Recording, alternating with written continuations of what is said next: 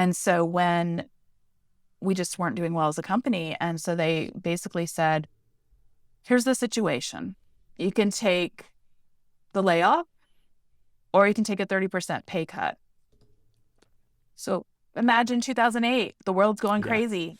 And I just was like, I'm leaving. Like, I won't work here in an environment that's doing that with people that I trust and support. And I'm certainly not going to do this work for 30% less, but I trusted that I could find another situation to work. What's up? Bagel here, and we're back this week with another standard issue of LYV. Do you feel like you struggle with decision making? How often do you turn inwards to trust your gut instincts? And is that the same as living your values?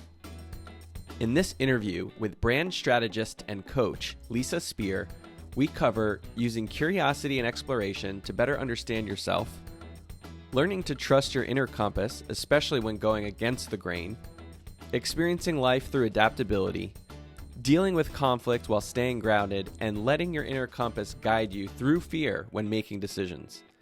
We also hear how Lisa is putting her tools to practice with her coaching and strategy clients in her business, Speerhead Solutions. Come along for the ride. Welcome to the Live Your Values podcast. I'm your host, Mike Bagel. And today I am beyond excited to welcome our guest for today's episode, longtime coworker. It's always funny saying that because it's like we work in the same co-working space, so I don't know a better word for it, but coworker and friend Lisa Speer. And Lisa is the founder of Speerhead Solutions and host of the Branding BFF podcast. She helps new businesses create their brand and established businesses strengthen their brand. Lisa is adept at guiding clients through a range of services to support small businesses. She also provides entrepreneur coaching for business and life. Lisa has built her creative career working at agencies on global brands such as Volvo, Samsung, and New Balance, and she began her coaching career through professional training with accomplishment coaching. And then on the outside of the business, Lisa's a passionate fan of Formula One racing and enjoys smelling and learning about natural artisan perfumes. So, just a very eclectic person that we're going to be talking with today. Lisa, welcome to the show. Thanks. I'm happy to be here. I know it's been a long time coming. You've been a supporter of the podcast and kind of the mission of what we're doing here for a long time, since before it started. So it's very exciting to have you on it finally. Well, that's the beauty of being coworkers. You get to hear about things before they actually launch. Yes, that's very true. And there's going to be a little bit of touting here on my part today, so hopefully I won't embarrass Lisa too much. But I just have to say, Lisa was one of the first people that I felt like I really connected with when I joined my co-working space. And I think I joined, the end of 2017 or something like that. And I remember we had kind of seen each other around, but didn't really connect at first. And then we saw each other at an event outside of the space. And I think you came up to me and you were like, I feel like I've seen you around. And then we just started talking and, then that was it from there. But I just want to mention, how much of a connector that you really are. And it's just such a big part of your personality, but also just like it's part of who you are. And I have a feeling that that's going to come out in a little bit of what we're going to talk about here today. Do love connecting people. Yes. And that's why I'm at an event. I'm like, if I've seen somebody before, I'm like, where did I learn about you from? How are we connected? Yeah, totally. There was an event once that I went to, and right after I moved to Charlotte, and there was a woman I talked to, and I just remembered being like, I love your suit. She worked for a bank, and she had like a killer suit. It was really cool, fashionable, not the typical bank outfit. And then I remember years later, it's like 3 or 4 years later, I saw somebody at an event, totally different context. I'm like, man, I know her. Where do I know her from? So I went up to her. We started talking. And then I figured it out. I was like, oh, you're the one with the cool suit at that event at the gallery way back when. And she's like, oh my God, I cannot believe you remembered me. That's so funny. The little details too. It's like funny ways that you remember something about somebody. Yeah. Yeah. It's Nice. kind of the way my brain works though. Connect the dots, it's like I do it with work, but I do it in personal and I do it with connecting people. So I'm always looking for like, what's that common thread and what Yeah. connects us. Yeah, definitely. So, speaking of common thread, here's a good segue. Let's talk about how you got into these hobbies and how you're finding some community, just maybe as a little bit of a way to get to know you first. Because Sure. when you first shared this, and I know I'm probably with other people too, people are like, F1 racing, like maybe perfume, like a little more stereotypically for women, might make a little more sense. But the F1 racing thing especially caught me off guard. I was like, that's an interesting new thing I wouldn't have expected. So how did you get into these things over the pandemic? Yeah. So really, it did stem from the pandemic. What I realized is that once we had to be working from home, I realized how much I was missing community and also just how much I'd been putting into work and how I used to have a ton of outlets outside of work, but running a business, especially like I moved to Charlotte 7 years ago. So I just found once I had that disconnection from the normal routine, the normal stuff, it's like, oh my God, like I have, I need something outside of work. Like I Yeah. have friends and there's things that generally, yes, you like to go out for drinks and you like to, all that stuff. But I mean, I used to be like really, really passionate about reading and music and stuff. Like I remember in college, that was the thing. Just put me in front of a book or put me in front of a music store and like get to explore a bunch of new music. That was my way of exploration, particularly coming from a smaller town, a smaller city in the South. It was just like my outlet.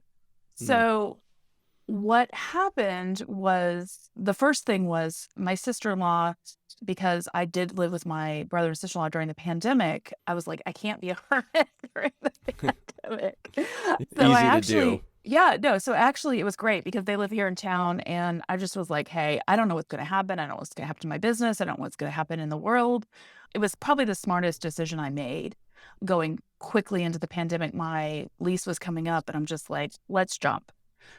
And so I did have access to two people in person during the pandemic at the Yeah. beginning. And one of them, is my sister-in-law. And, you mentioned stereotypical perfume. I hated perfume.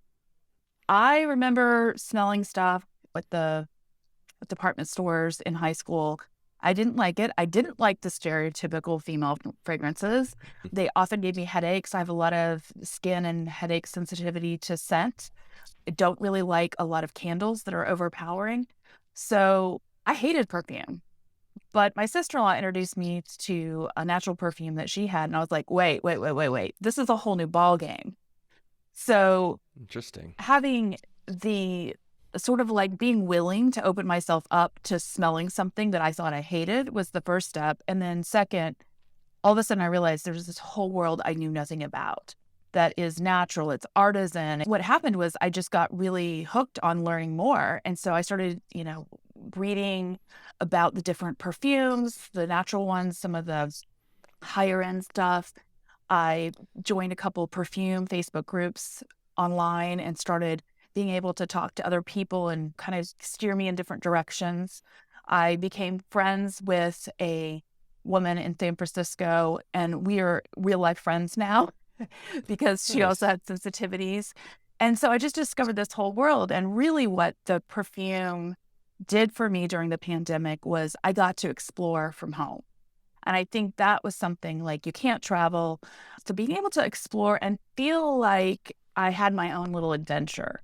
So Mm. I smelled perfume from Australia. I smelled perfume from Thailand. Like I just click a little button, order some samples, and all of a sudden I'm transported to different types of scents, different countries, different styles, different perfume notes. They call them notes. It's the, different scents that go Sure. into a perfume. And so what was something I thought I hated, I just needed a broader view of what was possible. And then all of a sudden I'm like knee deep in this world. And 2 years later, I'm still really interested in the exploration of it, but I also have honed in on the things that I am most drawn to, but still continue to kind of push myself and explore deeper because, as I already said, I thought I hated something and I really didn't. So Yeah. it's just a really cool way to expand and explore and learn without any actual end result. I think that's the thing also being a business owner, we're constantly learning new things and how do we apply it to our business and how do we improve? And so this was the chance to really just have fun with learning as opposed to having an end goal, having to Yeah. have an ROI. Right. Yeah. I think that's so important. I think you're so right about just giving yourself sort of that freedom to explore, be curious, have fun, Yeah. and not have such a defined outcome that you need to get to. It's more just like play, Yeah. really, in a sense. Yeah. And then in terms of Formula One, I was listening to a podcast, Armchair Expert, and Mm-hmm. again, I thought I had no reason to ever watch racing, but Dax Shepard was talking to this driver, Daniel Ricciardo, who was a Formula One driver. And the way Dax was describing the G-force and what it takes and kind of like talking with the driver of all that goes into it, it got me interested. And I was like, wait, there's more to this than I ever realized, because I'm not a speed junkie. And I thought, Mm. okay, most people watch a race because they want to see the cars go fast. But as they were talking also about this Netflix series, Drive to Survive. And I thought, oh, well, that's a great way to learn a little bit more about the sport, just more as the casual viewer. And what quickly happened is you start seeing behind the scenes, the personalities, the politics, the technical side, the engineering development. All of a sudden, you see a much bigger world than just what happened on track.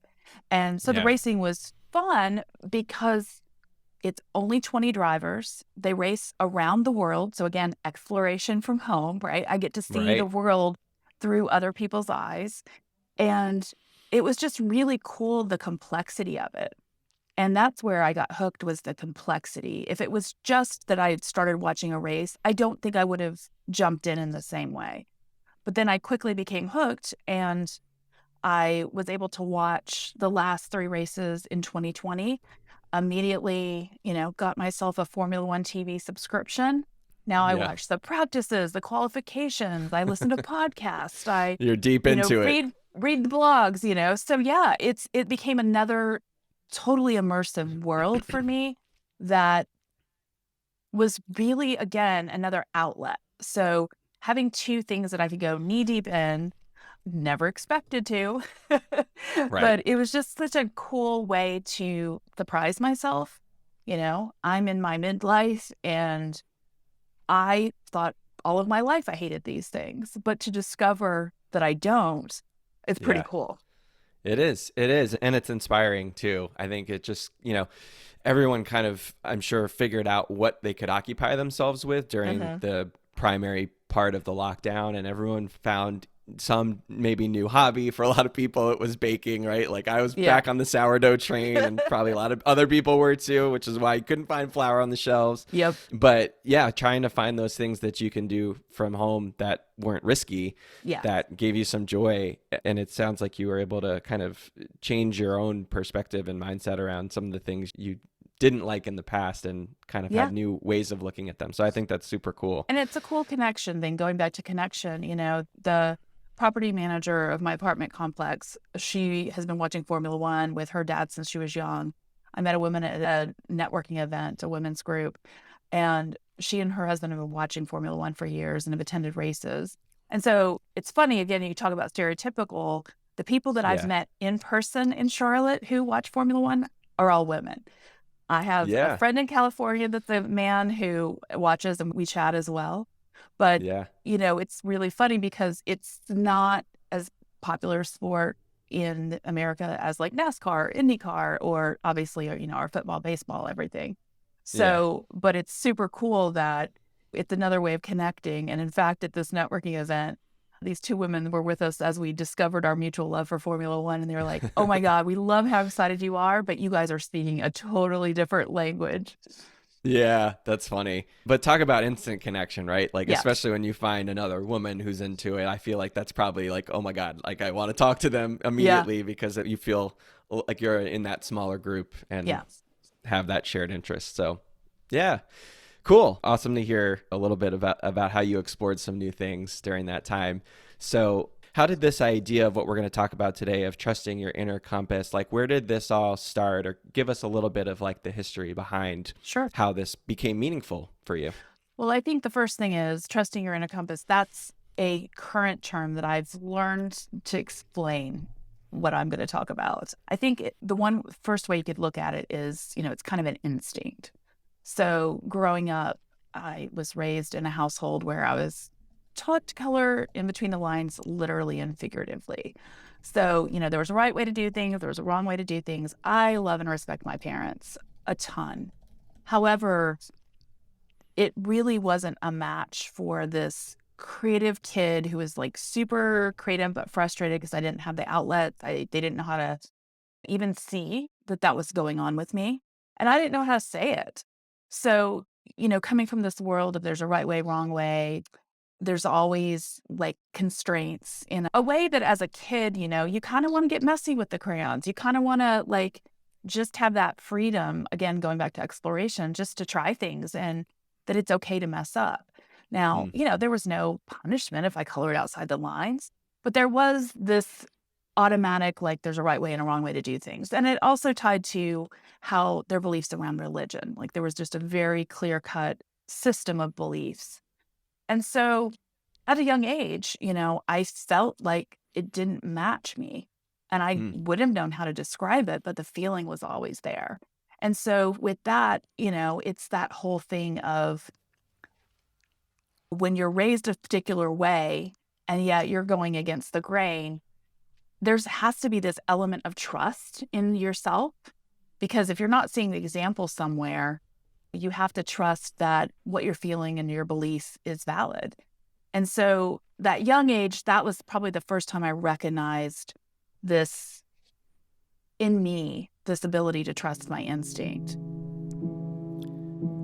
What a powerful statement Lisa just shared. I want to give you an opportunity to reflect on your own childhood. Were you taught to color inside the lines? Did you feel then, or even now as you look back, that you were going against the grain? Think about how much you trusted or relied on yourself versus others to show up more authentically in the world. I think the next really big pivotal moment for me was in high school. I was in an algebra class.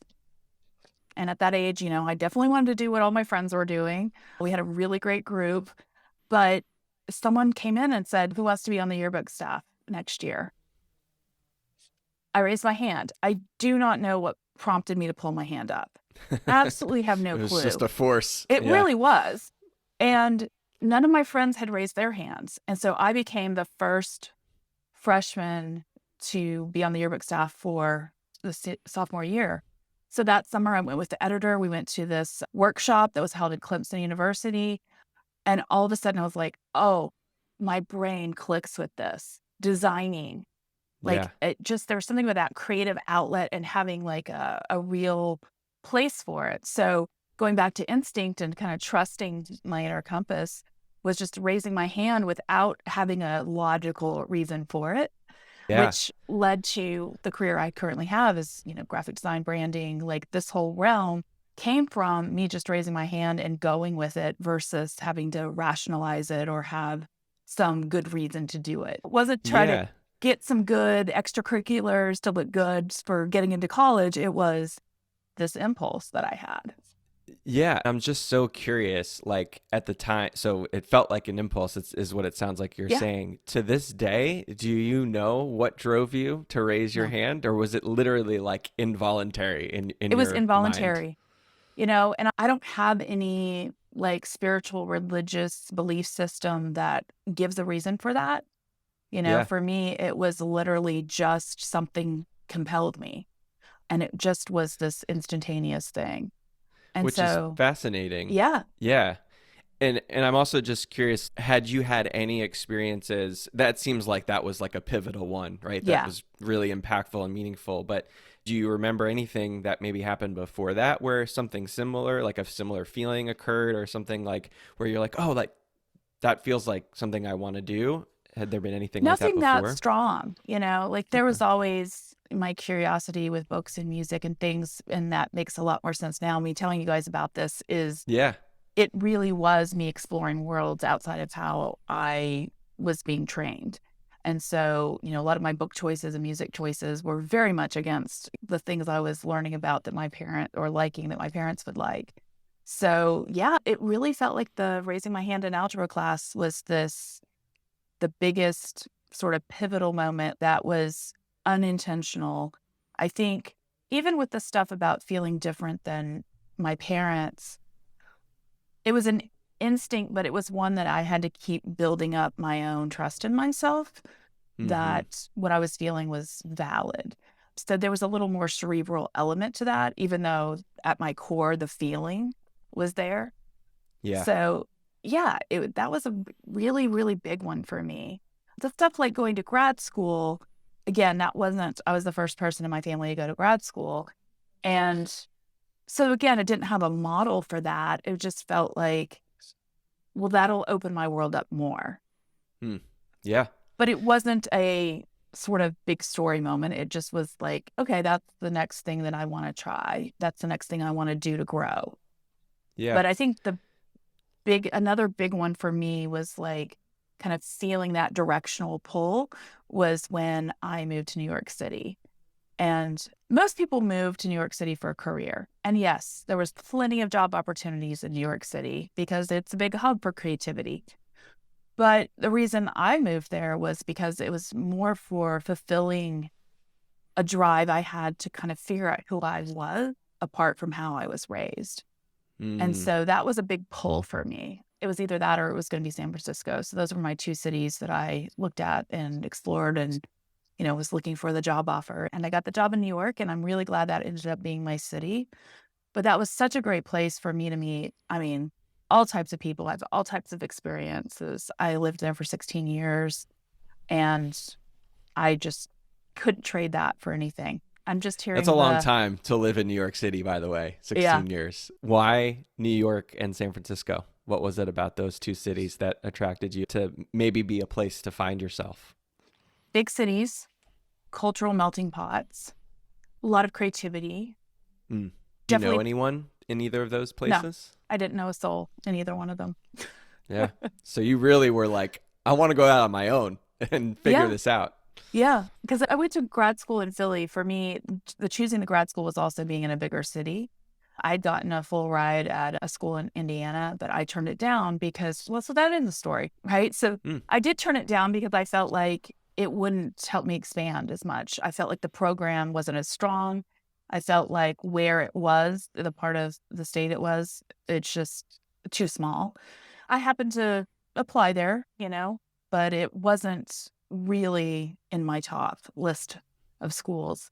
And so, with all those choices in terms of leaving the South and moving to the Northeast, it was just really around access to new people, new experiences, new ways of thinking. Yeah. I don't think I realized that you went to grad school in Philly. Where did Yeah. you go?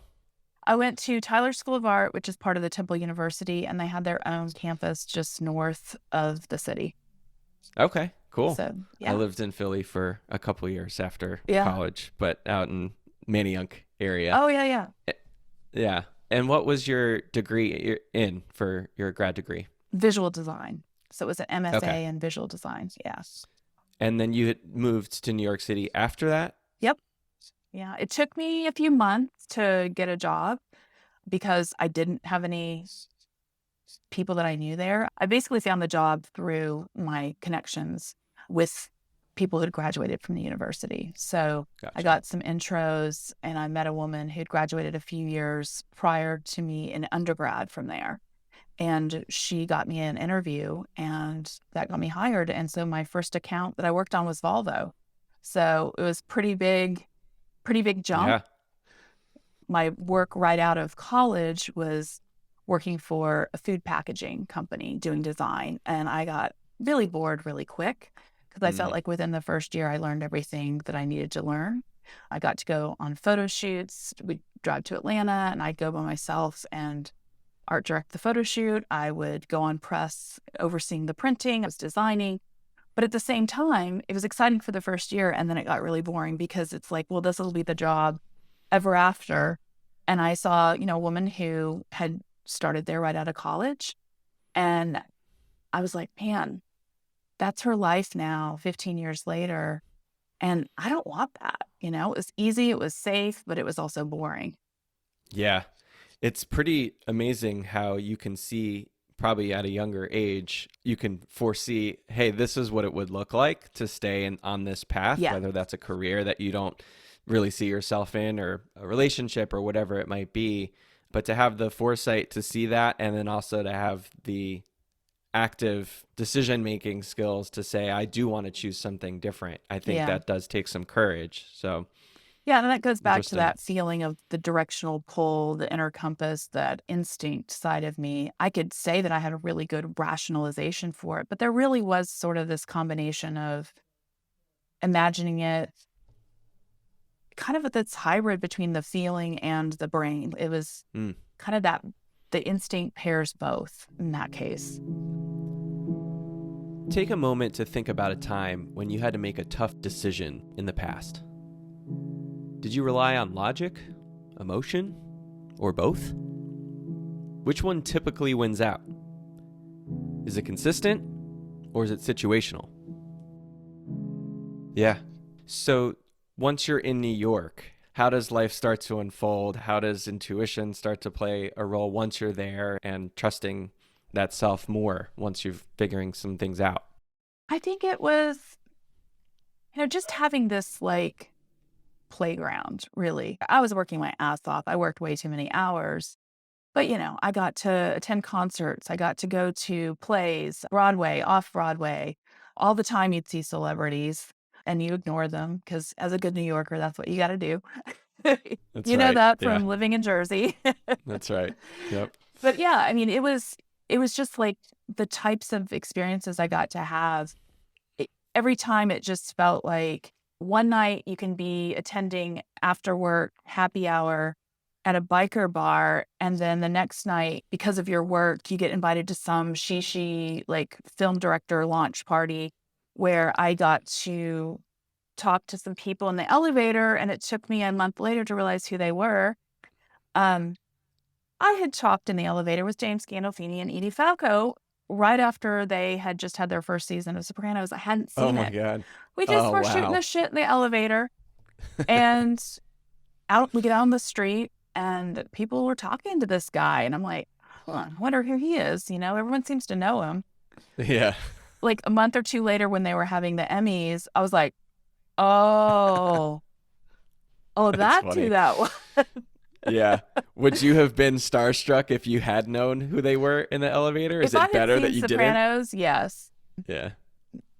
I tend to, when I am in vicinity of celebrities, rather not say anything because I don't want to be that person again. So at Burning Man Festival, my friend opened the porta pot on Rosario Dawson because it didn't have a lock. Turns out Rosario Dawson knew people in our camp.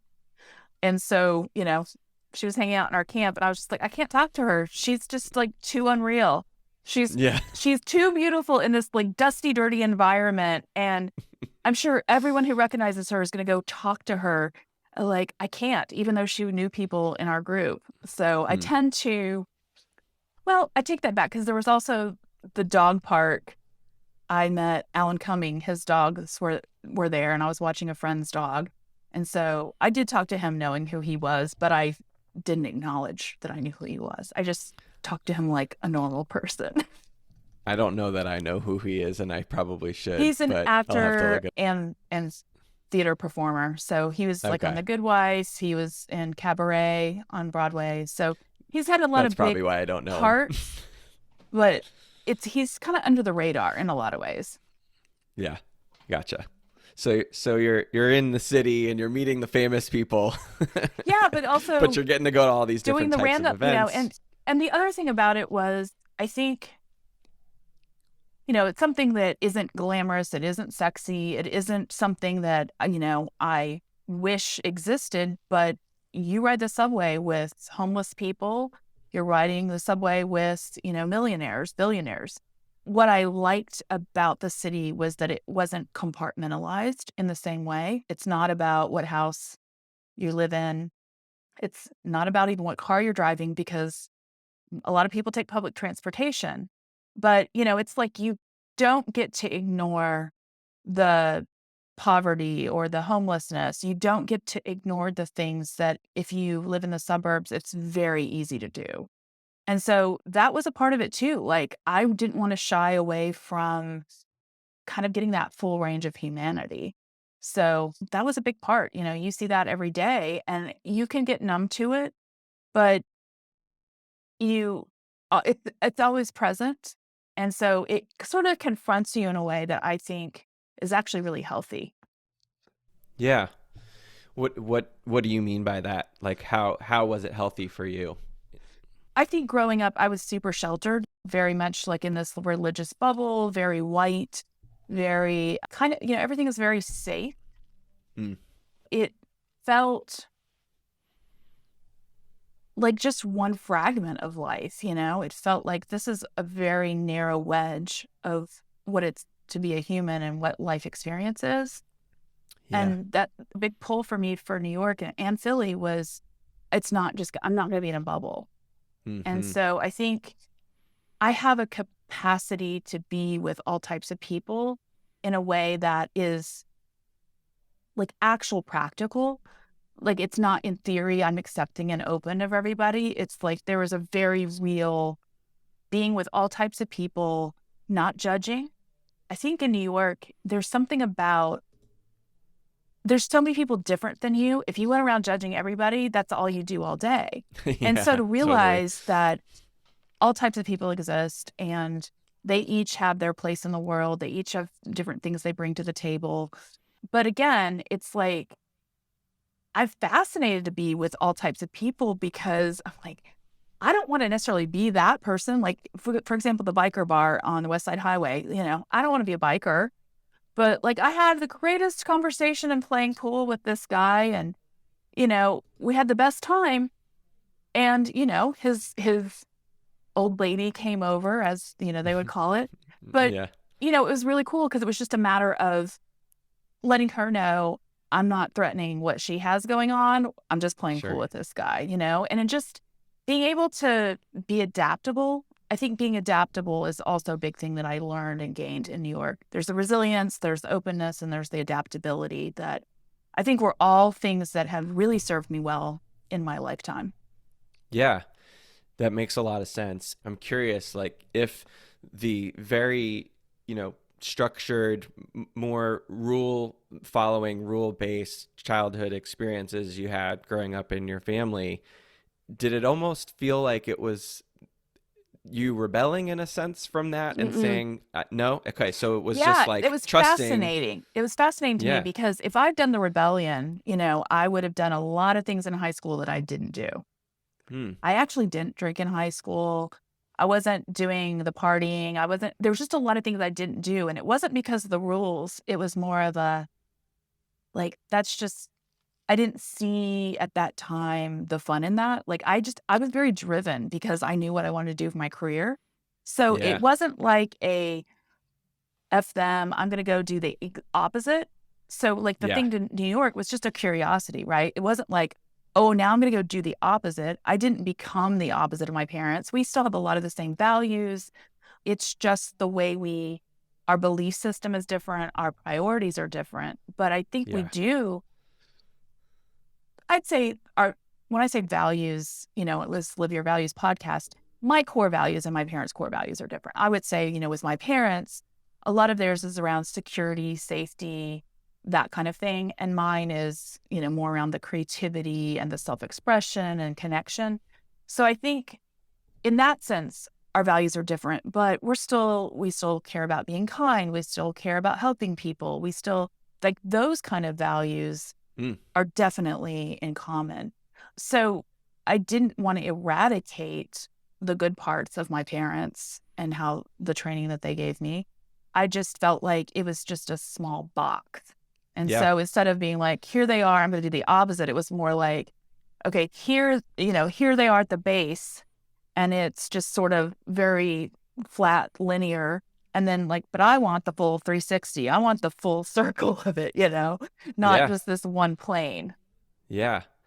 And again, that's just so interesting to me because a lot of times it's maybe someone getting inspired by someone that they know or following some other model in some way. But for you, it does seem like there was just this instinct, which Yes. I know is a little bit of what we're talking about here, that you were just following, like just Yeah. picking places where you felt like you could expand yourself.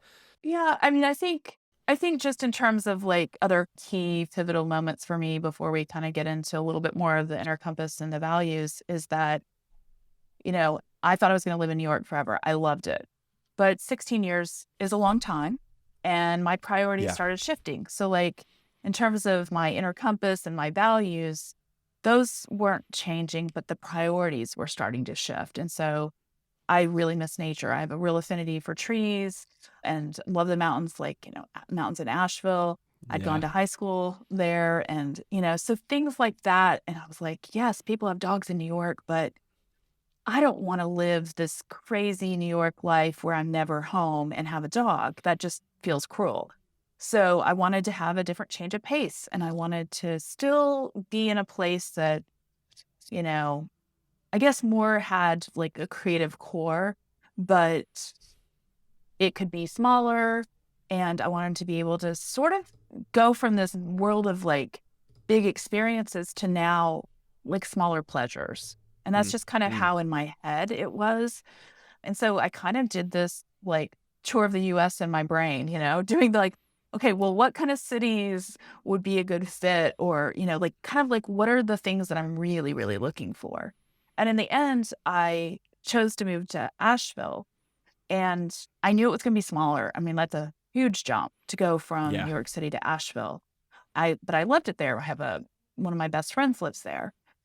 However, it was not a good fit for my business. So, that whole, if you make it in New York, you can make it anywhere, Yeah. didn't apply for my business in Yeah. Asheville. Yeah. It's funny how that works. So, luckily, going back to that, trusting my instinct, it wasn't a good fit. And so, because I did have that confidence in my skills and my resilience and knowing that what I was bringing to the table was all good stuff, I was able to quickly pull the plug after a year and just be like, okay, this just isn't the right city for my business. There's Yeah. things I love about it, but it's just not going to be the place for me. And so Which takes then, some wisdom too yeah, and some courage at that point to acknowledge it and again take the action to make a yes. change. Yeah. And it's just kind of recognizing like, I do trust my skills. I do trust, what I can bring. And I was doing all the good stuff that I'd done in New York. It just wasn't translating. So I'm like, okay, well, Asheville is too small, but I want to stay in North Carolina. And so my brother and sister-in-law live here. And so I'm just like, hey, I need to figure out which city is actually going to be a legit fit for my business. So, can I camp out with you guys for a little bit, put my stuff in storage and figure out, is Charlotte the city? Is Raleigh the city? Is Durham the city? Before I make a big decision again, because the Yeah. decision to move was big and it was the right decision to move, but it just ended up being the wrong location. So instead of going through this big upheaval again, I chose to let's do it a little different way, have a home base, check out these cities, spend a little time exploring before making that decision. And Yeah. things in Charlotte started sticking like quickly. And I realized, okay, this is going to work. There's more of the entrepreneur community. There was much more diverse range of businesses and industry. It was so much tourism in Asheville. And, there was some definitely small businesses there, but a lot of them were really more in the beer and the restaurant space. And it's a great place to go. It's a great place to visit. It's great if you can run a business from there, but it just wasn't right for me. And so Charlotte became the place. And now I'm been here 7 years. Yeah. That's amazing.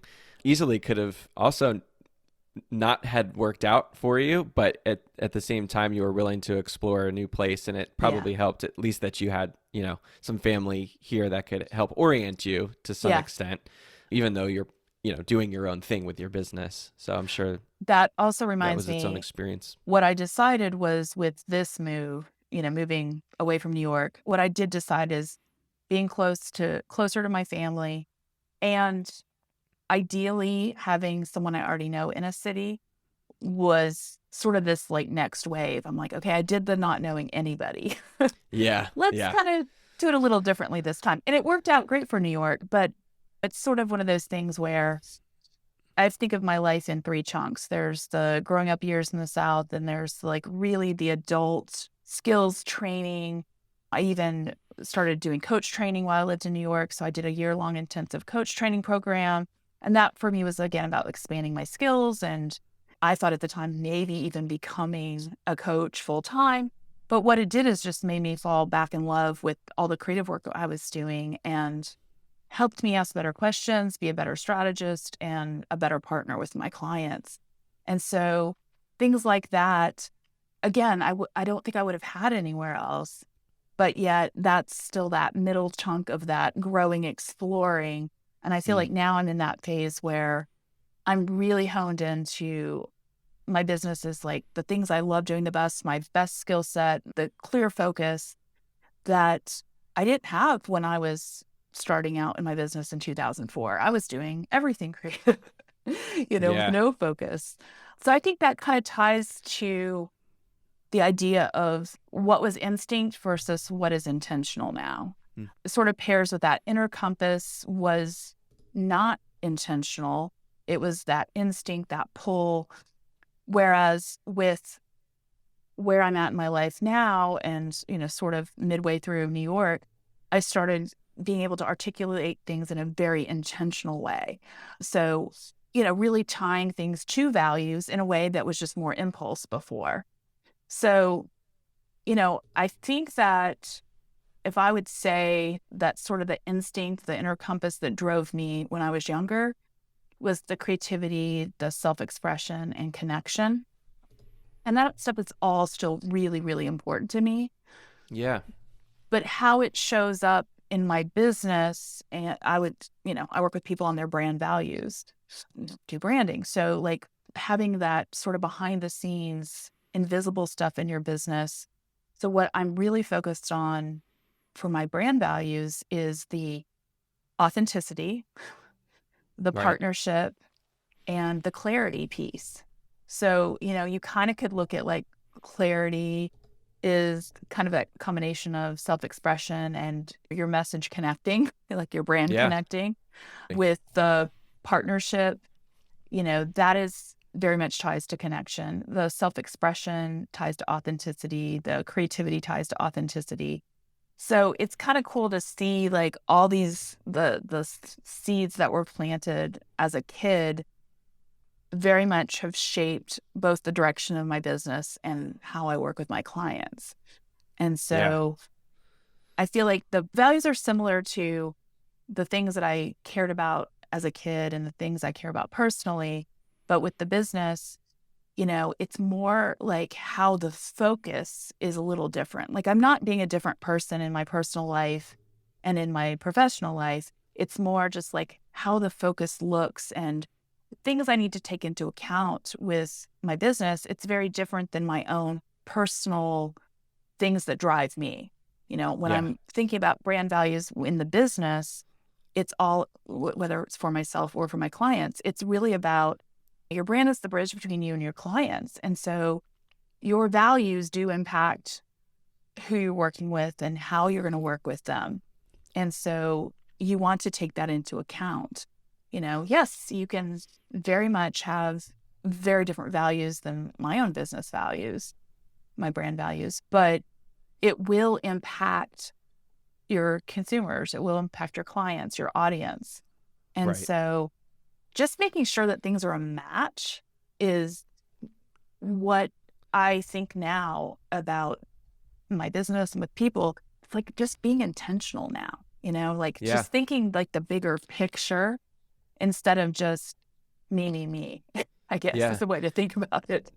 Totally. And it's funny as I'm hearing you share this now, that theme of intentionality almost feels like the umbrella over all of it, where Hmm. it's like these are the brand values of authenticity, partnership, and clarity. You've got your inner compass or sort of your own Yeah. values of creativity, self-expression, and connection. And but then there's this sort of bridge of like you're being more intentional about setting your own values for yourself. You're more intentional about the brand values, but you're also helping your clients be more intentional Yeah. about stating what those are and then manifesting them and being clear about them outwardly with their clients. So I just noticing that Yeah. intentionality is really, a big part of everything here that you're talking about. Yeah. Because I think sometimes, a lot of times people may be doing things from their instinct, which is great. But I think sometimes when you can put words to it, like I can now in hindsight look at a lot of choices I made and I can make sense of them Mm-hmm. in a Yeah. way that I didn't have a framework for it before. And that's another reason why, we're talking today about, trust your inner compass. I actually developed a coaching tool that I can do with one-off for my clients where values is a part of it, but your inner compass is more than that. And having a framework to understand yourself better and work with yourself versus against yourself, I think is so helpful for people because so many times, again, for me growing up, like I had to, against the face of not having anybody agreeing with me or pointing me in the right direction, I had to trust something within myself. But if I had had a tool or a way to look at my life and then just see, oh, this is just, my version of what works for me and, what works for somebody else. We all have these 10 ways to do X or 3 ways to be better at blank. But that can be a formula and it doesn't work for everybody. And I think Yeah. it's so important to figure out actually what works for you and capitalize on your strengths. And yes, we can always grow and learn. That's a lifelong pursuit for me personally. Yeah. So I want to continue to stretch myself, but I don't want to build my life where I'm constantly trying to do things that aren't in my wheelhouse. Whether you're working for a company, we could all pick a job if you work for a company that doesn't bring out your best skills, Yeah. and you're constantly struggling because that's just not your natural zone of genius. Yeah. And I think it's the same with your business. There are choices I've made with my business because I feel like I get to do the things I love the best and do the best work for my clients. But would it be more lucrative if I had a lot of retainer clients, this, that, and the other? Of course it would. But it wouldn't fulfill the things that I think are important to me, the values and the skills. Yeah, totally. Yeah, and I've talked about this on previous episodes in the first season when I've been talking around some career stuff, but there's some different assessments out there and there's some career theories out there, but essentially, for folks who are looking to figure out what they want to do to find that fulfillment in a career or in a project or in life or whatever it might be, that intersection of skills, interests, values, Yes. personality typically are the things that we use to really understand what it is that we are well positioned for and what's going to bring us that fulfillment. And obviously, I've talked about this a lot, but a lot of studies show that values are most closely tied to fulfillment out of all the things there I just mentioned. Yeah. How do you feel like for yourself? How did your own inner compass or your own values really help tie into the career decisions that you've made, like going to grad school, going to New York, starting your business? I know you've talked a bit about it already, but is there anything else that feels worth sharing around how those values have impacted or sort of steered the path for you for your careers? I can tell you that what it feels like when you're not fully living the values you want. So, for example, I just wanted to get to New York. So I took a job that really wasn't in my sweet spot. It was working with big brands, but it was more in the advertising realm of things for my first 2 jobs in New York. And honestly, I loved so much of the stuff I got to do. I got to go on photo shoots and TV shoots in other cities and got to work on amazing brands, but it wasn't in my sweet spot, And yes, I was learning new skills, but it still wasn't, branding was just more the stuff that I felt more drawn to. And so working in a career that really wasn't the things I care most about, you're not connecting with global clients in the way you do with a small business owner, whether they're the, solopreneur, they're running $1 million business, it's still a small business. And so I think that level of connection wasn't there. I think the self-expression wasn't there because you're already working within a brand system. And I think the other part would be, yeah, I think the partnership wasn't there in the same way because, again, you're dealing with a massive entity.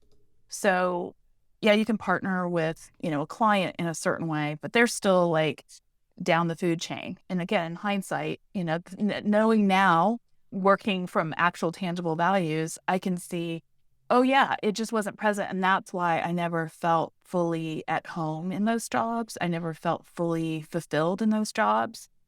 And even when I started my first business in 2004, like I said, I did everything because I didn't know how to network. I didn't know how to get clients. I didn't know how to price myself. And I was just happy to take any creative work. But I wasn't fulfilled because, again, I liked working for myself, but I felt like I was all over the place. Yeah. And so making choices of, okay, the type of clients you really like to work with, the types of services you really like to offer, those are the times when I started getting more and more fulfilled. And so now, I make less money than I did working for these big agencies, but I am so much more fulfilled. I feel like I get to shape my path. I get to do the things I love. I get to work with clients I love. I don't work with every client, I don't Sure. take every project that comes my way. I don't take every opportunity because it's more important for me to work with the people that I think are a good fit, like that I can help the most, but also the people that I like the most. Totally. Yeah. Cause that's what's going to help drive that fulfillment is like not Yeah. getting frustrated by the clients that either bug you, annoy you, or aren't willing to do their part, Yeah. and making sure that you have clear ideas of who's the best fit, who are you going to work well with together. So it does feel like a partnership. So it feels like Yeah. something you can truly collaborate on and really should give you fulfillment, but also hopefully it gives the client a Yeah. sense of fulfillment that they found a really good partner for someone that can truly help them in their Yeah. business. That's why I have such a collaborative service style compared to, yes, I'm doing the lion's share of the work and I'm guiding and leading, but I'm truly wanting to draw out what's ideal for them, what is true for them, what's authentic for them and for their clients. And so having it not just be about me does make me feel like each step of the way they're buying in, they're collaborating, we're actually making decisions together to serve them the best, as opposed to, well, I think you should do this or this would look cool. It's just it Yeah. becomes very surface level. So I like to go deep. I like to really think about both the long-term impact of the work we're doing together, but also, how it connects to their current goals. So, it's like Yeah. that both and, knowing we want it to work now, but we also want to think ahead to what's the impact down the line. So Yeah. it's not something you have to keep reinventing the wheel every couple of years. Lisa talks here about the difference between a collaborative and a more directive approach. In my work doing business counseling and advising, it can be knowing when to toe the line between advising versus counseling the client. How do you naturally approach communicating with the people around you? Whether it's providing feedback to your boss, managing a client or employee, or navigating a conflict with a friend or loved one. How might it differ based on the person or situation? Can you think of an example? How do you know when to be more directive or advise versus when to collaborate or counsel? Totally. Yeah. I'm curious if you'll indulge me in something, sort of like flipping this on its head a little bit. Mm-hmm. Can you think of a time of when maybe you felt like your values were being compromised or where you felt like there was a misalignment? And how did that feel? How did you work through that? It could be in your business or it could be back when you were working in New York, but something where there was that conflict with your values and who you were. I think the biggest example I can think of is I had a client who I brought in a couple contractors to assist in areas that weren't my sweet spot. And he verbally berated them. Oh, wow. well, say he verbally berated one of them, and then the other one he just, canceled working with. My Who? client berated one of the Gotcha. vendors, the contractors that Gotcha. I'd brought in to help him. And then the other one, I don't think he verbally berated, but he just like cut the cord on working with them in a way that, I felt completely went against what I believe in terms of respect and treating people well and partnership and all Sure. that stuff. So I ended up, you know, basically firing myself. I think I was kind of at a completion point with him anyway. I got through that little blip, and I am apologizing to the contractors for how he behaved because Yeah. it's, my relationship with them. I'm very relationship driven.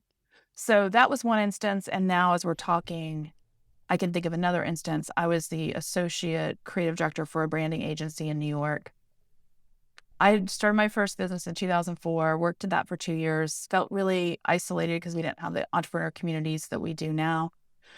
There was working out of a studio apartment by myself, So I went back and worked for a company for 2 years, and that was 2006 to 2008. So as the financial crisis was, blooming, there had been a few layoffs within our company.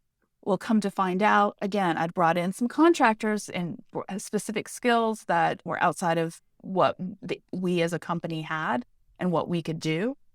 Found out they weren't paying them on time, and things were Wow. like, getting excessively long, like more than what you would normally, normally it's a net 30 or a net 60. This was like months and months and months. And Yeah. basically, I was just like so embarrassed and so feeling like the trust was broken. Again, my reputation, my name's on the line with these people that I care about. I wouldn't have brought them in if I didn't think they'd do a good job. And so when we just weren't doing well as a company, and so they basically said, here's the situation. You can take the layoff or you can take a 30% pay cut. So imagine 2008, the world's going Yeah. crazy. And I just was like, I'm leaving. Like, I won't work here in an environment that's doing that with people that I trust and support. And I'm certainly not going to do this work for 30% less, but I trusted that I could find another situation to work. And I just ended up going back and having my own business again. Yeah. But I trusted that I could figure something out. I trusted that that was not the right place for me. And I also trusted that whatever was out there would be better than the situation I'd come from. And even if it took a little bit, that I just didn't want to be working for a company who treated contractors like that. Yeah. Definitely. So a lot of trusting your gut there, but Yeah. also very much like aligning with probably your instinctual values. And Yeah. also sounded like maybe it was an easier decision for you, but some people faced with that same decision might say, well, I'll keep my job even if I get less pay. I do know that you said you were already, in the midst of starting your business and, something that you Yeah. could go back to. So maybe that made it a little bit easier for yourself, but that could be a difficult situation Yeah. for people. And also going into that period, I wasn't sure, knowing the financial crisis stuff. I had friends that were getting married in South Africa, and I was really trying to decide, do I take this trip or not? Money is going to, potentially, we don't know what's going to happen. I already knew people were being laid off in my company before I booked that trip. But I Yeah. decided I'd regret not taking the trip more than I would feeling the security of, oh, I've got a little extra money in the bank. And to this day, it was probably one of the most magical experiences I had, because we went on a safari like for 3 days. We did a Wow. safari, and That's it cool. was incredible. Friends got married in Cape Town. It was incredible, and got to see a part of the world being on a different continent I'd never been on before. And so, this whole layoff option or 30% pay cut came literally the week I got back. They waited to give me that proposition right Yeah. after I got back as opposed to before and ruining my vacation. So I can give him credit for that. Yeah. Hey, But at the that's same true. time, that I think is part of also what made it easier. So there was the values thing in the background and my reputation. And then there's the whole having a clear head, going away somewhere completely different and having a Mm-hmm. real break, I think is what gave me sort of that calm, grounded, centered approach to it. Like I literally was like, yeah, I'll take the layoff. It wasn't this deliberation thing. And I don't think it is as much about my values in that case, because that was already like in the works, like, okay, I don't trust this company. But I do Yep. think like that quick decision came from having a break and being clear headed and grounded. I think probably just allowed me to tap into, again, that trust part in myself. Yeah. Totally. Yeah, that makes sense. Just stepping away sometimes is huge. Whether that'll be a little break, like taking a walk, or something bigger, like actually taking a trip somewhere to a new continent. Super helpful.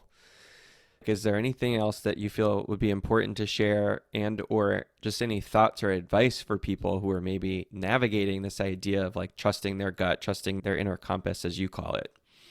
Well, I think values, if you actually take a look at it, they can shape so many things in your life. Like it can help you make decisions. I think when you're thinking about trusting your gut or trusting your inner compass, the thing I always look at is if it's coming from fear, it's generally not your inner compass. Mm, It's fear.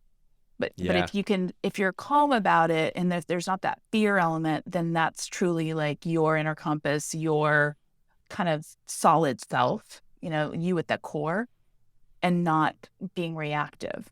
So, and I also think the other thing with your inner compass is it helps you feel that you're being proactive. So again, fear is reactive, but your inner compass is like, oh, this is the next logical thing to do, or this makes sense if I'm actually paying attention to my values or my inner compass. And Yeah. so I think just having like little tips for ourselves can help if we actually are clear and being intentional about our values when things are calm.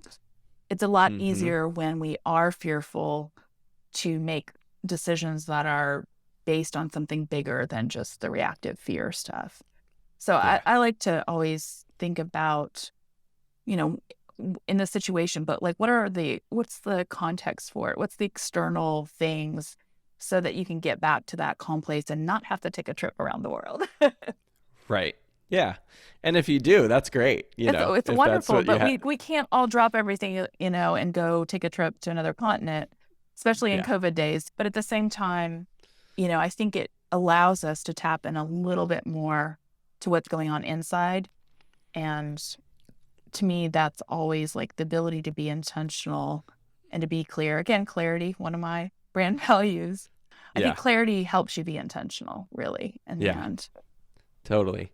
I do just have to call out that, Lisa and I are rocking the blue today with our blue Yeah, mugs we and did our blue not plan shirts. this. Our mugs and our clothes are the same color, so it's absolutely hilarious. Yeah. Again, my brain plays connect the dots. So the first thing when I saw you was like, oh, we match. Yeah, that's funny. Most people will probably be listening to this on audio only, but if anyone sees it, they'll see what we're talking about. Yeah.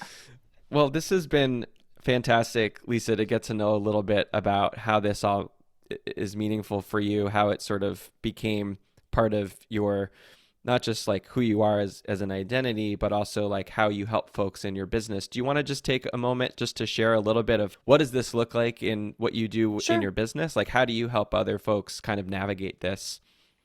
Yeah. So I think for me, values is at the core of a lot of stuff as we've been talking about. So I think probably the service that I do the most with people is the brand accelerator in terms of, businesses.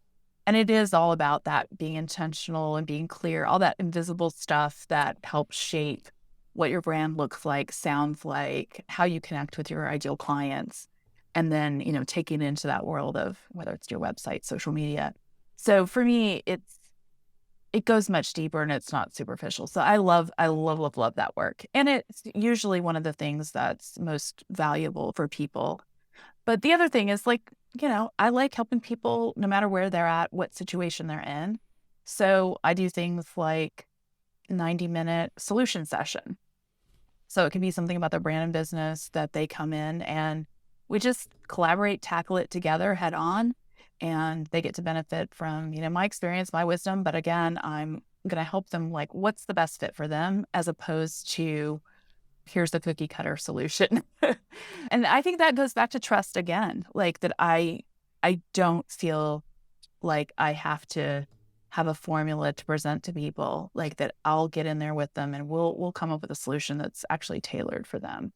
But then it can be as complex as, building out the whole brand system or doing a brand audit where I go in and brand checkup and we look at like what's working with your brand, what's not working, how can we strengthen it.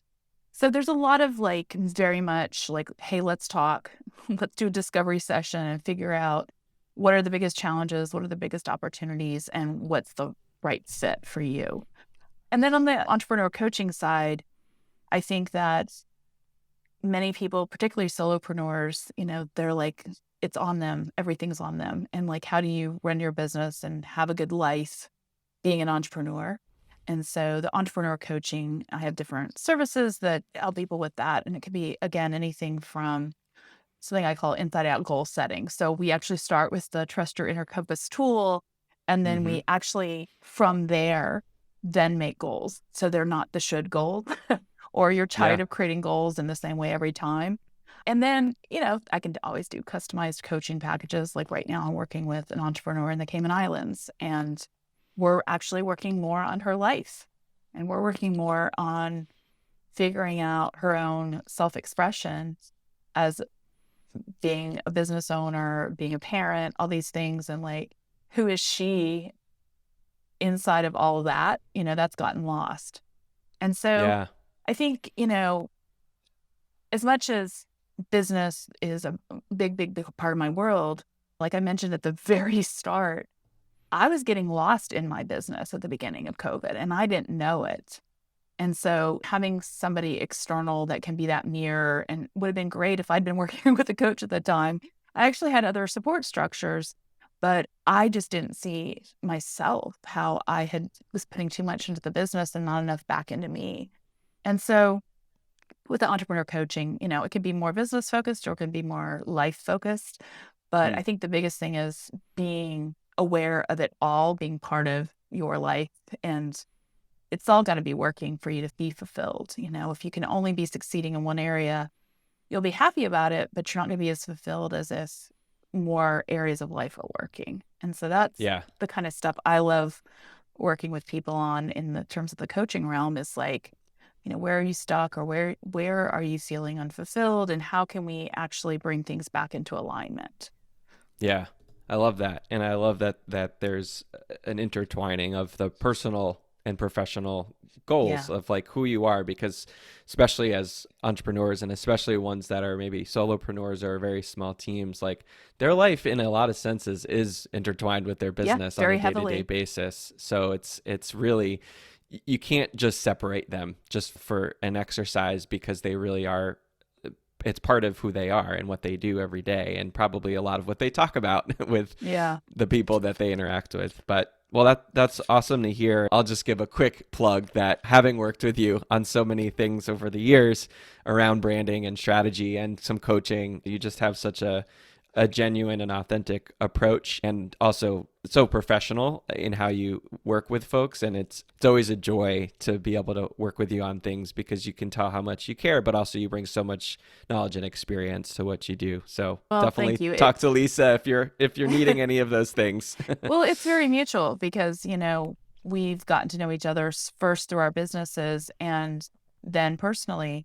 And I think that for me, there was definitely something I saw in how you approach business and how you approach people and relationships. I was like, yes, yes, we connect on that. Like we care Yeah. about a lot of the same things and it looks different. But I think when you find those people that you feel like you can trust and you feel like they have similar values, it makes it a lot easier to say yes to working together or hiring somebody or being the person that they hire. So it Totally.